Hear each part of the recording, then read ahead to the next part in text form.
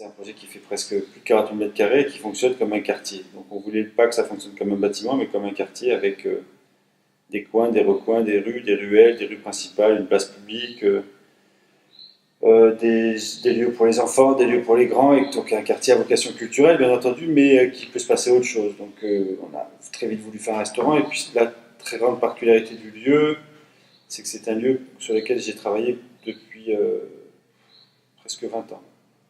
Donc on a eu la chance d'être accepté à la Friche il y a presque 10 ans maintenant. À l'époque, il n'y avait pas encore de skatepark. Il y avait la faille, qui en fait était l'endroit actuel où il y a le skatepark, qui à la base en fait c'était une décharge plus ou moins. C'est là où on balançait un petit peu toutes les saloperies pour pouvoir construire encore plus sur la Friche. Et nous on est arrivé, on a construit une rampe en bois dans la cour Jobin. Et la cour Jobin, c'est l'endroit actuel, le playground.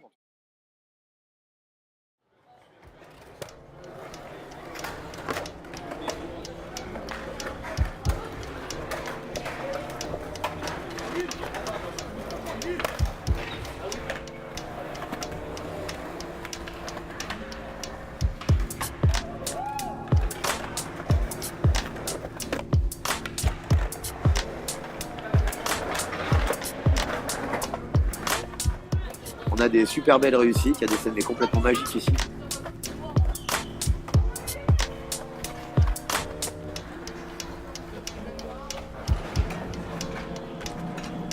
On devient acteur du lieu et par conséquent le lieu devient un lieu vivant. Et s'il devient vivant, ça veut dire qu'on peut aussi en accepter toutes les mutations et les transformations.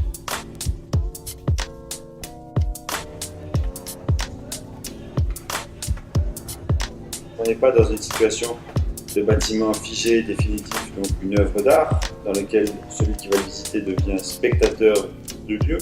On est dans un lieu qui est vivant, qui est en mouvement, qui est en transformation.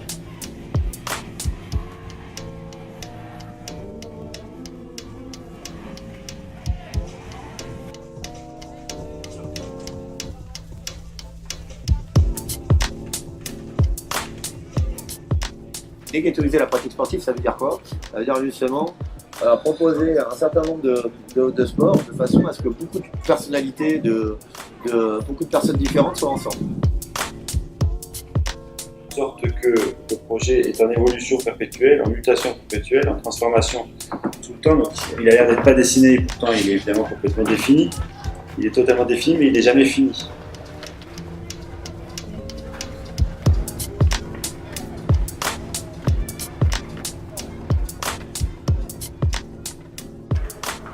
Fait pour retisser les liens générationnels avec ce type d'équipement. Et bien voilà, on pense justement à un équipement qui est fait justement pour la pratique sportive, mais sur lequel aussi on peut s'asseoir.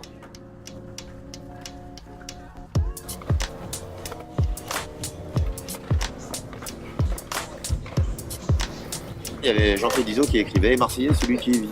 Je pense que c'est beaucoup ça, Marseille et la Friche également. Si tu veux vraiment être d'ici, il faut y vivre. Et vivre, c'est justement participer à la vie de tout ça et essayer de poser son empreinte, quoi.